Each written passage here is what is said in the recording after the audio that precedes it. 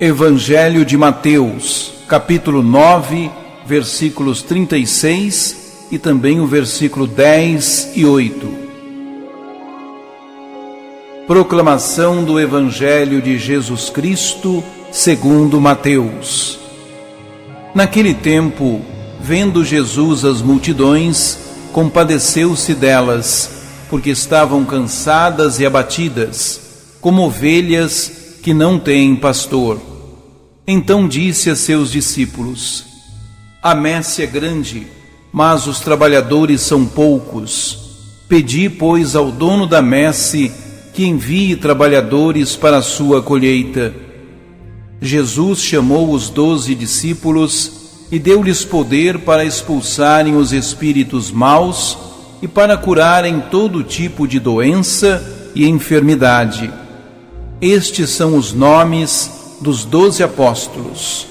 Primeiro, Simão, chamado Pedro, e André, seu irmão, Tiago, filho de Zebedeu, e seu irmão João, Filipe e Bartolomeu, Tomé e Mateus, o cobrador de impostos, Tiago, filho de Alfeu, e Tadeu, Simão, o zelota, e Judas Iscariotes, que foi o traidor de Jesus. Jesus enviou estes 12 com as seguintes recomendações: Não deveis ir aonde moram os pagãos, nem entrar nas cidades dos samaritanos. Ide antes as ovelhas perdidas da casa de Israel. Em vosso caminho anunciai: O reino dos céus está próximo. Curai os doentes, ressuscitai os mortos, purificai os leprosos, expulsai os demônios. De graça recebestes, de graça deveis dar. Palavra da salvação.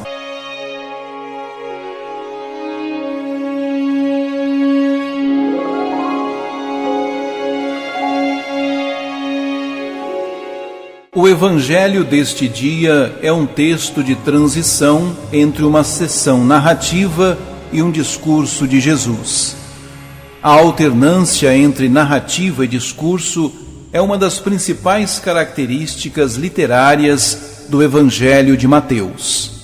O texto compreende, pois, a conclusão da sessão narrativa que sucedeu ao discurso da montanha e a introdução do novo discurso, chamado de discurso missionário. Por sinal, os discursos de Jesus partem sempre de situações concretas. Ao ver uma realidade, ele dá opiniões e toma iniciativas transformadoras. O Evangelho desta liturgia retrata bem isso.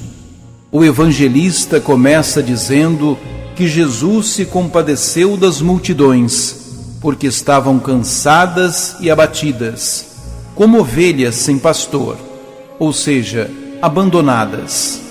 Temos aí a constatação de uma realidade que gera em Jesus um sentimento e uma tomada de atitude. Na verdade, a compaixão não é apenas um sentimento.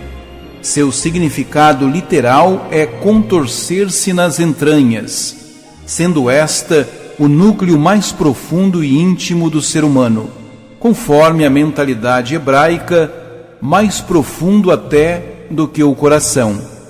É a expressão máxima da misericórdia de Deus, o que o leva, consequentemente, a uma atitude transformadora. A situação de abandono das multidões denuncia a corrupção e a hipocrisia dos líderes, principalmente dos religiosos, como já tinha denunciado o profeta Ezequiel. Pastor é a imagem clássica do dirigente em Israel, e ovelha, a imagem do povo. Recorda a necessidade de proteção.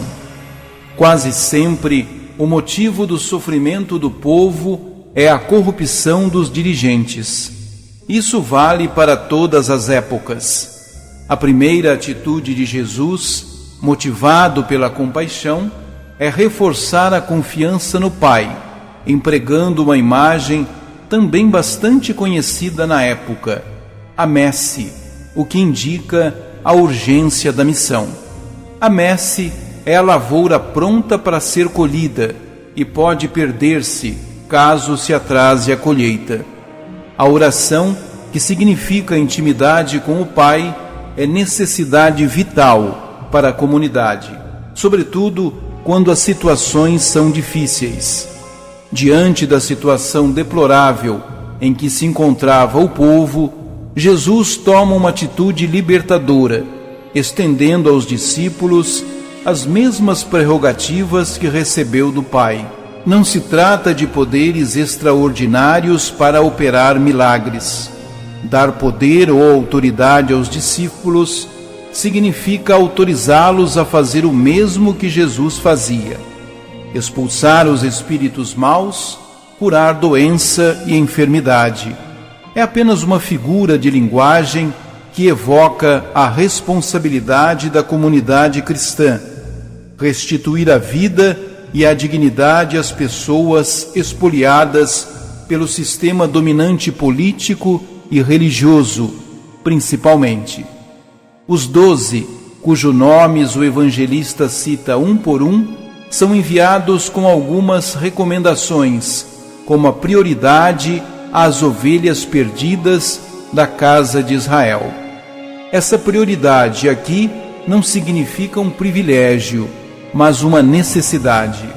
As nações pagãs e as cidades dos samaritanos não são excluídas, nem colocadas em segundo plano por Jesus.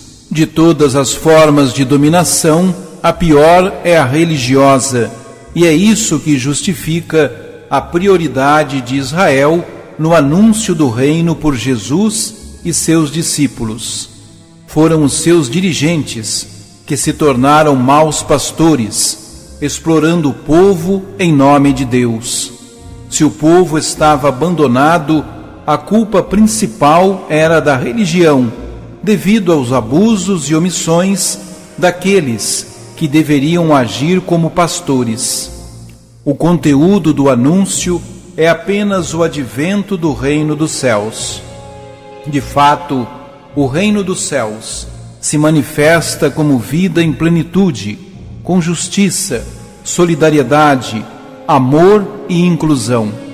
Esse reino não pode ser imaginado como um evento futuro, porque é no presente que as multidões são mutiladas e maltratadas, exploradas e privadas de vida e dignidade. Os discípulos são enviados na gratuidade e no amor para recuperar a vida ameaçada e explorada. Por isso, devem ser promotores da libertação, como pede Jesus, não cumprindo gestos mágicos ou fantasiosos, mas sendo sinais de vida com atuação profética e cristã.